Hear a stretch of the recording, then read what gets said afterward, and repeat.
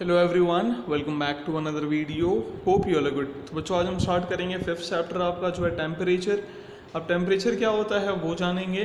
ठीक है, तो स्टार्ट करते हैं इंट्रोडक्शन से। यहाँ पे आपको दो फिगर दिख रहा होगा, बस आपको ये दो फिगर जब मैं बोलूँगा तो ध्यान से थोड़ा ऑब्जर्व करना है। ठीक है, अब जो सन है ना हमारा, जो सन रेज होते हैं, मतलब जो सन की रोशनी होती है जो अर्थ की तरफ ट्रैवल करती है, वो स्ट्रेट लाइंस में ट्रैवल करती है, टेढ़े मेढ़े ट्रैवल नहीं करती है। कैसे करती है? स्ट्रेट लाइंस में। अगर कर रही है ट्रैवल तो वो स्ट्रेट लाइन में ट्रैवल करेगी। ठीक है, हावेवर जो हमारा अर्थ है वो कैसा है? वो स्पेरिकल शेप में। मतलब अब इससे क्या होता है, अब जो कि वो स्पेरिकल शेप में, अब ये जो रेज आते हैं ये हर जगह पे परपेंडिकुलर नहीं गिरते हैं। ठीक है, ये हर जगह पे जो है परपेंडिकुलर नहीं गिरते हैं, या जो हमारा अर्थ सरफेस का पार्ट होता है उसको परपेंडिकुलर नहीं रहते। परपेंडिकुलर का मतलब जो स्ट्रेट लाइन होता है ना आपका 90 डिग्री का, समझ में आ रहा है? जैसे ये 90 तो नहीं दिख रहा है, दिख रहा है आपको? ये स्ट्रेट लाइन ये होता है आपका परपेंडिकुलर। तो कोई भी चीज़ समझ लेते हैं कि ये हमारा प्लैनेट है और यहाँ पे सन है, सन से रेज डायरेक्टली सीधे ऐसे आ रहे हैं, तो ये मतलब क्या है? परपेंडिकुलर रेज गिर रहे हैं कहाँ पे? अर्थ पे। अब ये परपेंडिकुलर रेज ना आप एक चीज़ ध्यान देना, हर जगह पे ये परपेंडिकुलर रेज नहीं गिरेंगे। समझ में आ रहा है? कहीं कहीं पे रेज परपेंडिकुलर नहीं रहेंगे और किसी मतलब थोड़े अलग प्रकार के रेज आएंगे। ठीक है, और कुछ पार्ट में जैसा मैंने बताया कि वो जो है परपेंडिकुलर होते हैं, लेकिन कुछ पार्ट में वो स्लैंटिंग होते हैं, जैसा दिखाया ना मैंने आपको फिगर बना के कि ये अर्थ है, ये हमारा सन है। कहीं कहीं पे क्या होता है कि सीधे आते हैं, कहीं कहीं पे स्लैंटिंग जाता है।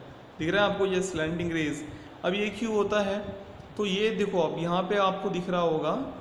ठीक है, यहाँ पे आप देख सकते हो, ये पहला फिगर समझ लेते हैं कि जो परपेंडिकुलर रेज है यहाँ पे आपको दिख रहा होगा। समझ लेते हैं कि ये जो सर्कल दिख रहा है ये हमारा, मतलब ये जो पूरा ये है बॉक्स है, ये हमारा बॉक्स मतलब जो स्क्वायर जैसा दिख रहा है आपको, ये अर्थ है।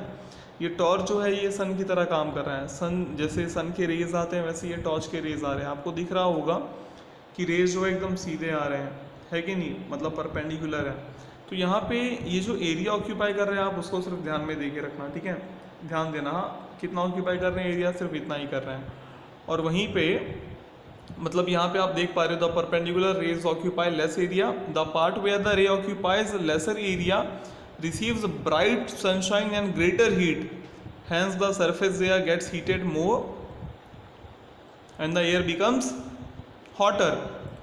तो यहाँ पे आपको जो दिख रहा है ना, ये जो पूरा सरफेस दिख रहा है जहाँ पे सीधी सन की रोशनी आ रही है, तो ये पूरे रीजन में तो आ नहीं रहा है, आजू बाजू में आ रहा है क्या? नहीं आ रहा है। कहाँ पे आ रहा है? सिर्फ बीच में आ रहा है। तो जो बीच वाला जो एरिया है जहाँ पे सन की रोशनी गिर रही है डायरेक्ट, वहाँ पे टेम्परेचर काफ़ी ज़्यादा होगा। वहाँ पे जो लैंड है वो काफ़ी गर्म हो जाएगा, जिसकी वजह से एयर काफ़ी गर्म हो जाएगा। समझ में आ रहा है? और वहीं अगर आप दूसरा फिगर देखोगे, ठीक है, यहाँ पे देखो आपको दूसरा फिगर दिख रहा होगा जहाँ पे स्लैंटिंग रेज जा रहे हैं। रेज सीधे जा रहे हैं क्या? स्लैंटिंग रेज जा रहे हैं। ओके, मतलब रेज वैसे ही पास हो रहे हैं, लेकिन ये जो है हमारा थोड़ा स्लैंटिंग हो गया है और इस वजह से रेज भी थोड़े स्लैंटिंग हो गए। अब यहाँ पे अगर आप देखोगे तो यहाँ पे रेज जो है, जो स्लैंटी रेज है, ये थोड़ा ज़्यादा एरिया ऑक्यूपाई कर रहे हैं, है ना? मतलब आप देख सकते हो ना डिफरेंस, ये एरिया इतना है यहाँ पे और जब वो सीधा था तो सिर्फ इतना एरिया ऑक्यूपाई कर रहा था। डिफरेंस तो है ही है। तो इस एरिया में, जिस एरिया में ये सनलाइट जा रहा है ना, ठीक है, तो जो पूरा एरिया है, मतलब ये वाला जो पूरा एरिया है, यहाँ पे बहुत ज़्यादा ब्राइट एक तरीके से हमको मतलब जो है सनलाइट नहीं दिखते, उसके साथ साथ हीट भी बहुत कम मिलती है और इस वजह से वो जो दूसरा सरफेस है वहाँ पे हीट जो है काफ़ी कम मिलती है और एयर भी जो है ज़्यादा गर्म नहीं होता है। ओके, तो ये चीज़ आपको जो है जानकारी है, ये ध्यान में रखना है। ऐसा ही सेम हमारे अर्थ के साथ भी होता है। यहाँ पे आप देख सकते हो ये अर्थ है हमारा, ये सन है। अब यहाँ से अगर मैं पूछूं भाई बताओ मेरे को ज़रा परपेंडिकुलर रेस कहाँ पे आ रहा है, तो आप बोलोगे सर ये ए वाला जो है देखो एकदम स्ट्रेट है, सीधा है, परपेंडिकुलर है। लेकिन वहीं अगर मैं पूछूं सी वाला कैसा है, तो आप देख सकते हो सी वाला थोड़ा स्लैंटिंग जा रहा है। ठीक है, उसके बारे में ज़रा पढ़ते हैं आगे। अब जो सनरेज अर्थ पे गिरते हैं, कभी कभी वो स्ट्रेट होते हैं, कभी कभी वो मतलब स्ट्रेट होते हैं, पैरेलल होते हैं एक दूसरे को। लेकिन हमने जो है however we have seen that due to the spherical shape of the अर्थ के स्पेरिकल शेप की वजह से जो रिजल्टेंट कर्वेचर होता है सरफेस का, वो जो है मतलब लार्जर या फिर लेसर एरिया ऑक्यूपाई करते हैं। इससे क्या होता है, इससे आने मतलब अब जो हमारा अर्थ है ना वो एकदम सीधा थोड़ी है, आपको इसी चीज़ को समझना है। जैसा यहाँ पे ऊपर अर्थ दिख रहा है, अर्थ वैसा सीधा है ही नहीं हमारा। आपने जो दूसरा फिगर दिखा था ना, जैसे हमारा ये एक्सिस होता है और हमारा अर्थ जो है ऐसे टेढ़ा मेढ़ा घूमता रहता है, तो हमारा अर्थ ऐसे रहता है कुछ, ठीक है। ये एक्सिस है और ये है हमारा अर्थ, तो ऐसा कुछ हमारा जो है क्या रहता है, अर्थ रहता है। यहाँ पे आपको अर्थ सीधा दिखाया गया है लेकिन ऐसा होता नहीं है, ठीक है। समझ में आ रहा है। तो इससे क्या होता है, अर्थ टेढ़ा रहता है, उसी वजह से अनइक्वल जो है डिस्ट्रीब्यूशन देखने को मिलता है किसका, हीट का, जो सन से रिसीव करते हैं, जिससे टेम्परेचर जो है कम हो जाता है from the equator to the north and south pole. तो इक्वेटर पे टेम्परेचर अच्छा खासा रहेगा, लेकिन जैसे ही आप ऊपर या नीचे जाओगे टेम्परेचर कम होने लगेगा। और इन्हीं डिस्ट्रीब्यूशन के अकॉर्डिंग जो टेम्परेचर पे बेस्ड है, अर्थ को हम जो है अलग अलग पार्ट में डिवाइड कर देते हैं। मतलब जहाँ पे ज़्यादा गर्मी होती है वहाँ पे अलग, जहाँ पे कम रोशनी जाती है वहाँ पे अलग, जहाँ पे बहुत कम जाती है वहाँ पे अलग, जहाँ पे जाती ही नहीं है वहाँ पे अलग, ठीक है। तो वैसे ही हमने अर्थ को डिवाइड किया है टॉरिड, टेम्परेट, फ्रिजिड जोन में, या फिर ट्रॉपिकल, टेम्परेट, पोलार रीजन्स में। समझ में आ रहा है। तो मैं आपको यहाँ पे दिखा देता हूँ, यहाँ पे आपको फिगर दिख रहा होगा, यहाँ पे बता दिया है। तो यहाँ पे आप देख सकते हो, तो यहाँ पे जैसे जैसे सन की रोशनी आती है उसी हिसाब से अर्थ को, पूरे अर्थ को डिवाइड कर दिया है। यहाँ पे आप देख सकते हो, आपको टॉरिड जोन दिख रहा है, तो ये वाला जो पूरा पार्ट है ये और ये, इसके बीच में जो पूरा पार्ट है वो है आपका टॉरिड जोन। ये वाला जो पूरा पार्ट है ये क्या है, आपका टॉरिड जोन। क्लियर है। और उसी के जस्ट ऊपर टेम्परेट जोन और उसी के जस्ट नीचे टेम्परेट जोन। दिख रहा है आपको ये सर्कल। फिर आपको नीचे जो है दो सर्कल दिख रहे होंगे, एक ये और एक ये, दिख रहा है आपको। टेम्परेट जोन भी दिख रहा होगा।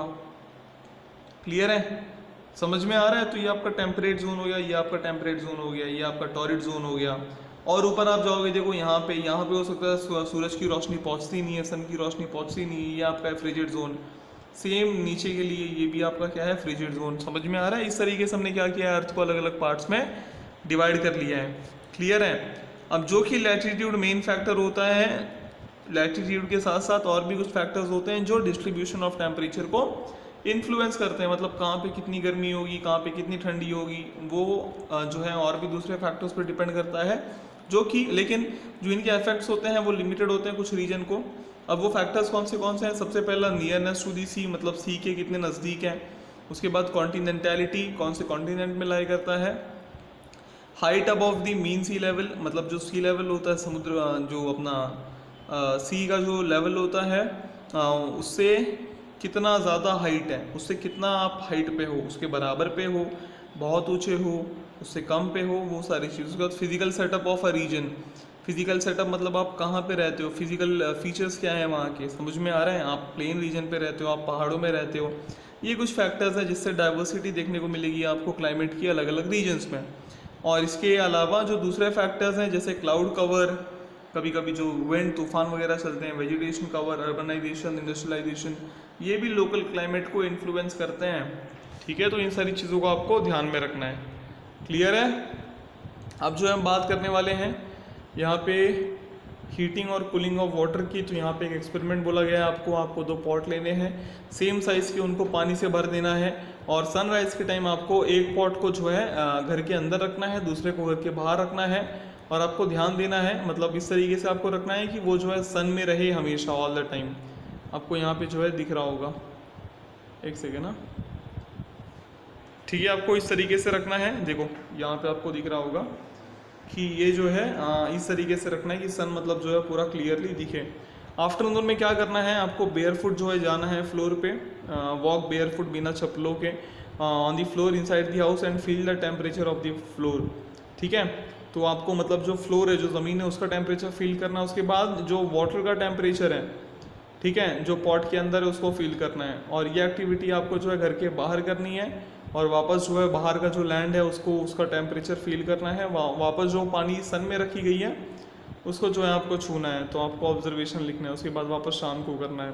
तो अब इससे क्या होगा ये आप करके देखना, आपको समझ में आएगा। ज़रा यहाँ पे जो है आपको मैं बताता हूँ कि आपको क्या हुआ रहेगा। आपको लगा होगा कि जो लैंड है वो कूल था, ठीक है, that the land cools down earlier than the water, मतलब लैंड जल्दी ठंडा हो जाता है पानी से। जो वाटर हमने बाहर रखा था सन में, वो फिर भी मतलब थोड़ी देर तक हो सकता है गर्म हुआ होगा, गर्म रहा होगा। अब इससे क्या होता है, अब इससे एक डिफरेंस क्रिएट हो जाता है।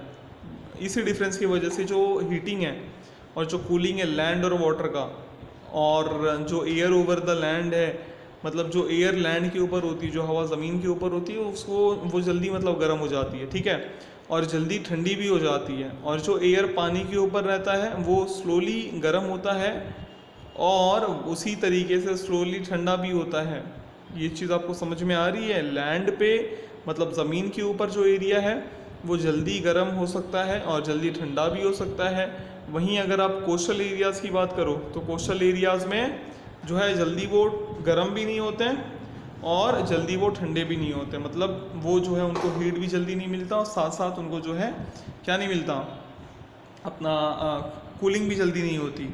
इस वजह से कोस्टल एरियाज़ में as compare to the continental areas जो टेम्परेचर होता है एयर का वो काफ़ी कम होता है ड्यूरिंग द डे, लेकिन रात में गर्म होता है। और इसी के कॉन्ट्रेरी में अगर आप देखो जो टेम्परेचर होता है एयर का कॉन्टिनेंटल एरियाज़ में, कॉन्टिनेंटल एरियाज़ मतलब जो आपका जैसे जो मेन लैंड है, समझ में आ रहा है, जैसे आप जहाँ पे रहते हो वो आपका कॉन्टिनेंटल एरियाज़ है। अगर आप कोस्ट के पास रहते हो, एकदम समुद्र के पास रहते हो, तो आपका वो आप कोस्टल एरियाज़ में आते हो। अगर आप कॉन्टिनेंटल एरियाज़ में देखोगे तो रात दिन जो है काफ़ी गर्म होता है और रात ठंडी होती है। तो क्यों होता है? क्योंकि टेम्परेचर ऑफ एयर का सब खेल रहता है। दिन में एयर का टेम्परेचर ज़्यादा रहता है, रात में एयर का टेम्परेचर कम रहता है, ठीक है। उसके बाद कोस्टल एरियाज़ में हीटिंग की वजह से, मतलब सी वाटर की हीटिंग की वजह से वाटर वेपर जो है एयर से मिक्स हो जाता है। वाटर वेपर किससे मिक्स हो जाता है? एयर से। और ये जो वाटर वेपर है ये हीट होल्ड करता है एयर में। अब इससे क्या होता है? इससे जो एयर होता है कोस्टल एरियाज़ में वो काफ़ी मॉइस्ट और वार्म होता है, ठीक है, नमी रहती है उसमें, थोड़ा गर्म भी रहता है वो। और जो कंडीशंस होते हैं कॉन्टिनेंटल एरियाज़ में वो एकदम इसके अपोजिट होते हैं, ठीक है। अब जो कि वाटर वेपर एब्सेंट होते हैं, जो एयर है वो सूखा ही रहता है। अब इससे एक शार्प डिफरेंस आपको देखने को मिलेगा। किस में देखने को मिलेगा? टेम्परेचर में, ठीक है, डे एंड नाइट टेम्परेचर में। और जो डिफरेंस होता है, the difference in the maximum and minimum temperature of a day is called diurnal range of temperature. मतलब ज़्यादा से ज़्यादा टेम्परेचर, जैसे बहुत ज़्यादा गर्मी हो रही है, 50 डिग्री सेल्सियस का टेम्परेचर हो गया है, हो सकता है बहुत कम गर्मी हो रही है, 20 डिग्री सेल्सियस का टेम्परेचर हो गया है, तो इनके बीच का जो डिफरेंस होगा 50 - 20 डिग्री सेल्सियस, वो होगा आपका डायर्नल रेंज ऑफ टेम्परेचर, ठीक है। इन शॉर्ट जो डिफरेंस होता है डे और नाइट टेम्परेचर में वो काफ़ी कम होता है कोस्टल एरियाज़ में और काफ़ी ज़्यादा होता है कॉन्टिनेंटल एरियाज़ में। जैसे जो मुंबई है ना, तो मुंबई का टेम्परेचर वो जो है एक तरीके से इवन रहता है, बट जो नागपुर है वो काफ़ी ज़्यादा वेरी करता है। मतलब नागपुर में टेम्परेचर काफ़ी जो है ज़्यादा वेरी करता है, काफ़ी ज़्यादा बदलता है, लेकिन मुंबई में ऐसा बहुत कम देखने को मिलता है, ठीक है। इस चीज़ का आपको ध्यान रखना है। और अगर आप कोस्टल रीजन देखो कोंकण का, तो वहाँ पे जो रेंज ऑफ टेम्परेचर है वो कम होता है, लेकिन विदर्भा का अगर आप देखो तो वहाँ पे जो रेंज है वो आपको ज़्यादा मिल जाएगा। इस वजह से कोस्टल एरियाज़ जो होते हैं वहाँ उनको जो है उनके पास इक्वेबल क्लाइमेट होता है, और वहीं पे जो कॉन्टिनेंटल एरियाज़ होते हैं उनका क्लाइमेट काफ़ी एक्सट्रीम होता है। जैसे जो क्लाइमेट मुंबई का है वो काफ़ी इक्वेबल है, लेकिन वहीं अगर आप कॉन्टिनेंटल लोकेशन देखो, जैसे अंदर मुंबई तो कोस्ट एकदम मतलब सी के, अरेबियन सी के किनारे आ जाता है, समझ आ रहा है, लेकिन जैसे नागपुर जो थोड़ा दूर है तो वहाँ पे काफ़ी टेम्परेचर एक्सट्रीम होता है। और जो डिफरेंस होता है मीन टेम्परेचर में, मतलब समर के मीन टेम्परेचर में और विंटर के मीन टेम्परेचर में, उसको हम क्या बोलते हैं? Annual range of temperature. Okay, क्या बोलते हैं? Annual range of temperature. तो इस चीज़ का आपको जो है क्या करना है? ध्यान रखना है अच्छे से, ओके। और इसी प्रकार जो है एक तरीके से टेम्परेचर डिफरेंस दिखा। ओके, तो आज के लिए इतना ही। आई होप कि आपको समझ आया होगा। मिलेंगे अगली वीडियो में जहाँ पे हम बात करेंगे कुछ दूसरे टॉपिक के बारे में। Till then stay home, stay safe, thank you.